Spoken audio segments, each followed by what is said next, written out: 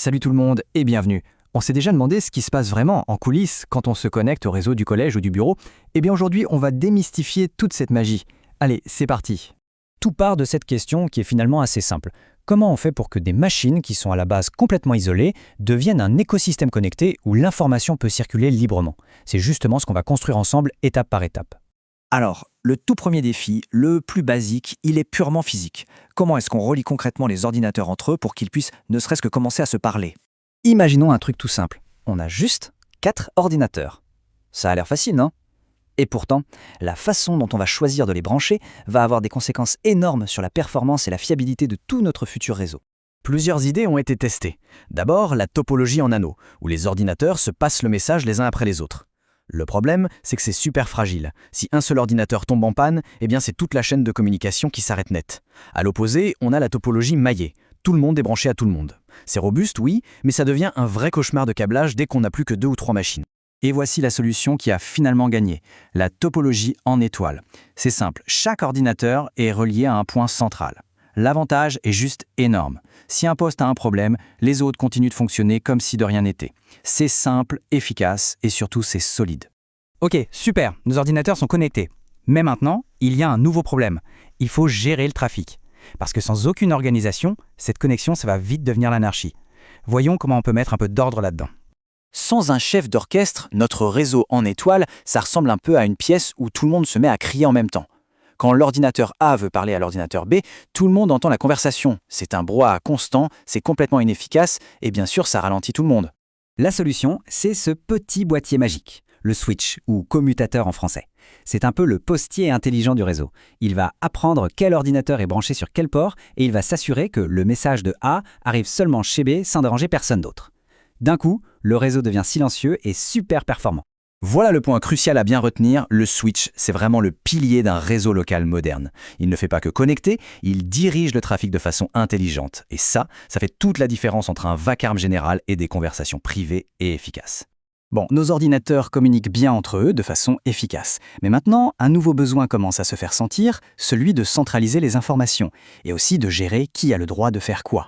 C'est la question que tout le monde se pose un jour ou l'autre. On se connecte sur un ordi, on enregistre un document, on va à l'autre bout du bâtiment, on se connecte sur une autre machine et le document est là. Mais comment c'est possible?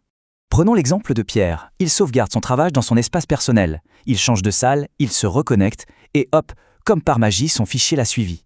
Pour lui, c'est instantané, c'est totalement transparent. La question logique, c'est comment ça marche ce tour de passe-passe? Est-ce que le fichier a été copié sur toutes les machines du réseau? Non, bien sûr que non, ce serait un gaspillage de place monstrueux. Alors, quel est le secret?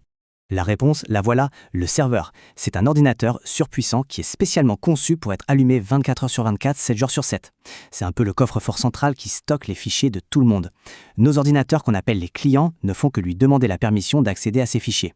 Le serveur est donc le grand organisateur. C'est lui qui vérifie notre identité, qui nous donne accès à nos différents espaces de stockage, le perso, celui de la classe, les ressources publiques, et c'est aussi lui qui met en commun des outils bien pratiques, comme une imprimante pour que tout le monde puisse l'utiliser.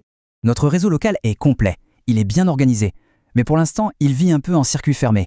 Il est temps de l'ouvrir sur l'extérieur et de le connecter au plus grand réseau de tous, Internet.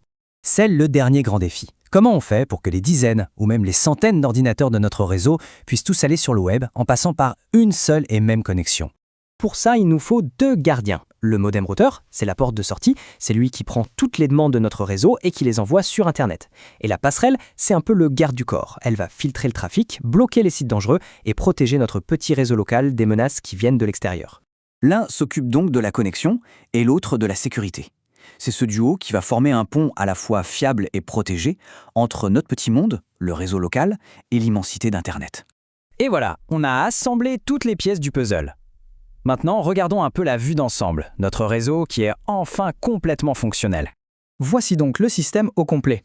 On voit bien les ordinateurs, les clients, qui sont tous connectés au switch. Lui, il est relié d'un côté au serveur pour tout ce qui est données locales, et de l'autre au fameux duo modem-routeur/passerelle pour sortir sur Internet. Chaque élément a son rôle et tout fonctionne en harmonie.